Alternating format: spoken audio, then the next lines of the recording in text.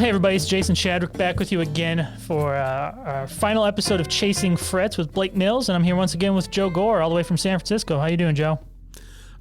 Doing great, considering everything that's going on around us right now. But yeah, I'm really stoked to be here with Jason, and this new project, the podcast via Premier Guitar, is proving to be really interesting and cool work, and I hope you enjoy it as much as we do. Oh yeah, I know I am, and I've even had some friends reach out and tell me how much they're digging it. So this we're gonna wrap up this week, Blake Mills week, if you will, with another talk. And this one we focus a bit more on kind of the nuts and bolts of his fingerstyle technique and where those kind of influences came from, and even a bit about his kind of experience with Bob Brozman, who was an important kind of mentor to him when he was younger. Yeah, it's an interesting connection, and Bob is a brilliant and influential player, but he plays in a more traditional blues and other American idioms, and Blake definitely has those roots, but he takes it in some very surprising and unexpected directions. Yeah. So Blake's new record, which you can go and check out now, is called Mutable Set, which is definitely a bit of a departure for him. It's very kind of understated and interesting and even introspective at times.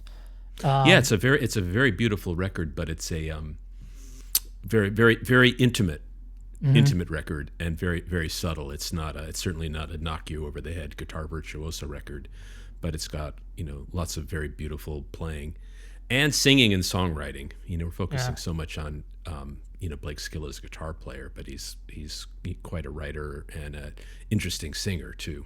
Yeah. So make sure to check that album out, and we're going to wrap up this week with one last talk with Blake. So check it out, and we'll see you guys next week.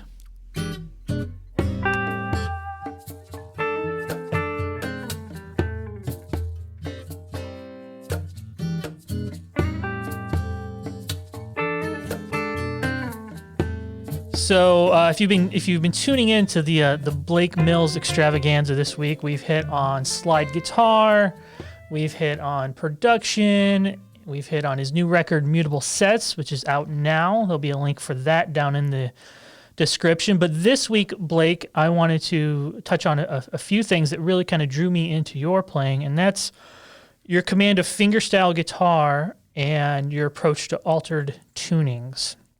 So in our slide guitar episode, you talked that Bob Brozman was an important mentor, and I'm sure a lot of fingerstyle stuff you picked up from him. But even before that, when you were first getting your hands on the guitar, was just putting fingers on strings something that came naturally to you, or did you kind of move from traditional pick style guitar into fingerstyle guitar? So I started playing electric guitar before acoustic guitar, and it was because I was a huge Nirvana and Soundgarden and Metallica and all of that, Alice in Chains, all the stuff that I was hearing on MTV, and this would have been 96. That was what made me want to play guitar. And so that set me off with a flat pick. And I think some friends of my dad's were a duo of acoustic guitar players called Levitt and McClure, Danny Levitt and Mark McClure. They were friends of my dad's growing up in the 70s. He had a house on Topanga Beach, and there was a lot of finger-picking guitar music in that house. And they would come around every once in a while and perform music in the living room for a party or something, like, not like as the entertainment while people are like having, hors d'oeuvres or whatever, but just they would come over, we'd have a barbecue, and at some point, they would open the guitar cases and go through a few old numbers. And I remember sitting in between the two guitars in our living room, and the stereo image of their parts, which were really intricate, going back and forth was like was very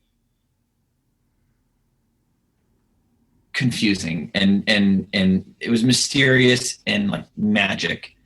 It was like seeing 3D happening without glasses on.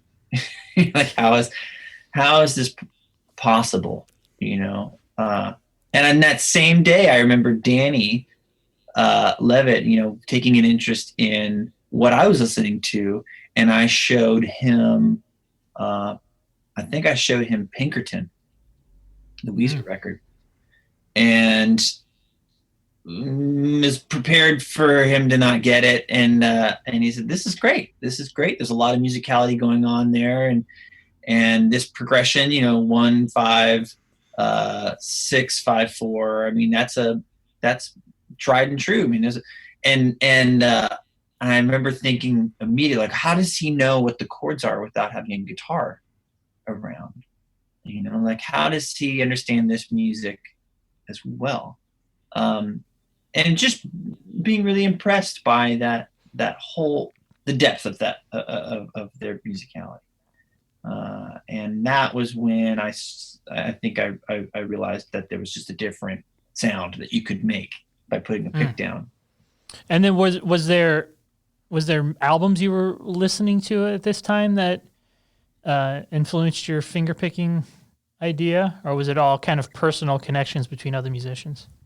I don't know that there were records that really came through.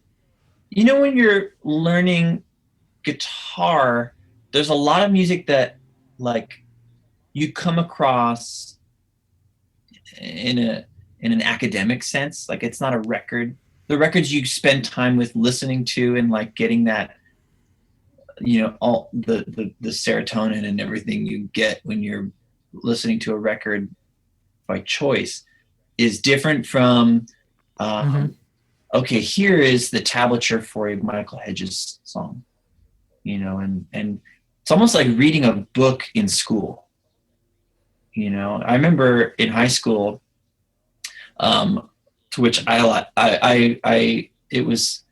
tried to get by doing as little as possible in high school. Like, I just wanted to get out and not be held back a grade and be able to graduate. But beyond that, I didn't want to do anything more than what was required of me. And I remember one year at the beginning of the school year, seeing that we were going to be reading Siddhartha as part of the syllabus. And I did not have I did not like this English teacher very much. We didn't get off on the right foot.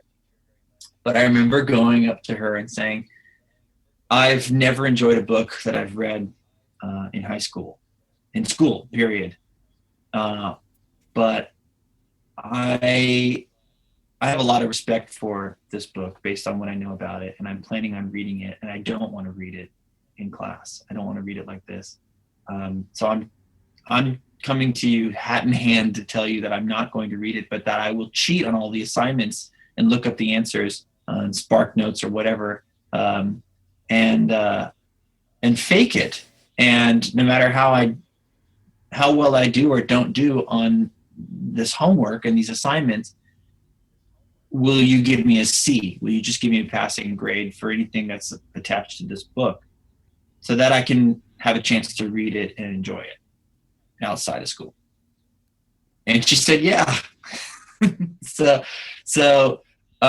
there might have been some Michael Hedges and Lawrence Juber stuff that I learned how to play, and learning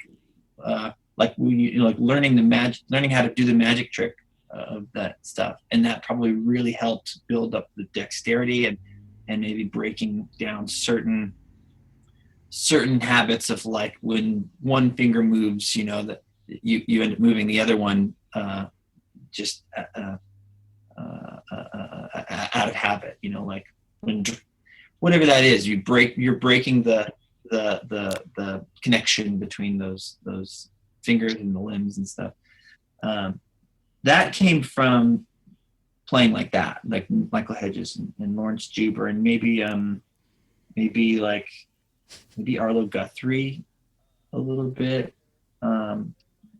But I don't know that I really gravitated towards any finger picking records until Nick Drake. And that was a little later. Nick Drake was the first time I heard acoustic guitar finger picking that accessed in me the thing that my all-time top music experiences access to that kind of emotional being completely under arrest by the music. That was my earliest memory, and maybe still the most potent memory of listening to acoustic finger picked guitar and just going, yeah, that's it. When we think about fingerstyle guitar, a lot of time we're thinking about the things you can access with an open picking hand that you can't with a pick, contrapuntal lines, broken chords, and so forth.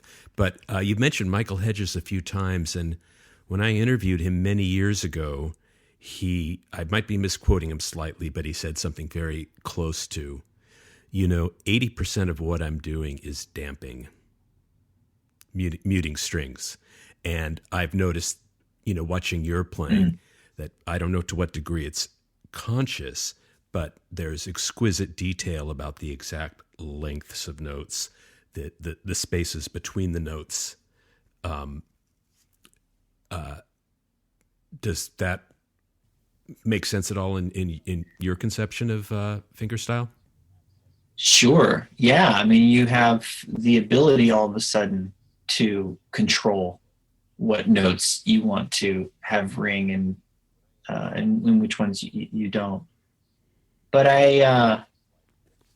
it's that weird, mysterious area between being conscious and unconscious of it. There's a sound of it being, when you're conscious of it, it has a certain sound. It's kind of rigid, and the notes that are coming through don't sound right if you're aware of what you're trying to dampen. But once you find a position for your hand to where the movements that all correspond to the rhythm and the notes that you want to play, once you find a place to put your hand to where that all feels natural, I find that you are damping the right notes. And it's your right hand and your left hand, like I remember a guitar, there was an instructor who noticed that I was playing with the pads of my fretting fingers instead of the tips. And they suggested, I really think, even though it's going to be a lot of work, I think you should break that habit and kind of unlearn that hand shape and try to play with more of the tips of your fingers, because you'll find that you can let certain strings ring out that otherwise can't. And he was right. And it's not, I still go back to that other style because that has a certain sound, and sometimes you bar two strings or you want two notes. And so it's great to be able to play with that part of your finger. But for the most part, I think it does make more sense to just be, to have the musculature to where you can, if you want, you can have all the strings ringing at the same time. You can pick 6 notes at once. You know what I mean? With 5 fingers.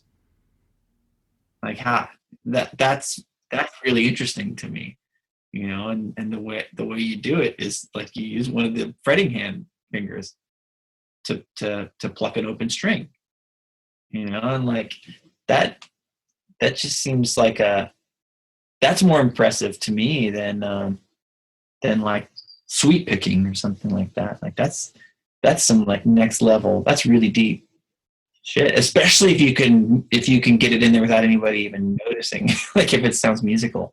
So there's a lot of moments on Mutable Set, your latest record, Blake, where you hear some of these finger-picked flourishes kind of come in. And when you sit down to write a song, is most times you're sitting there with an acoustic guitar and you're trying to figure out a pattern that might work with a melody in your head?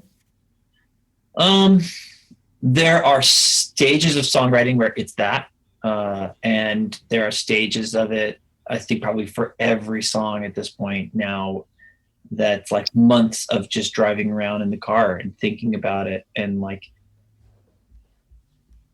or being wherever you feel, least inhibited by, most creative. But for me, it's driving, and part of that might be that I don't have a guitar in front of me.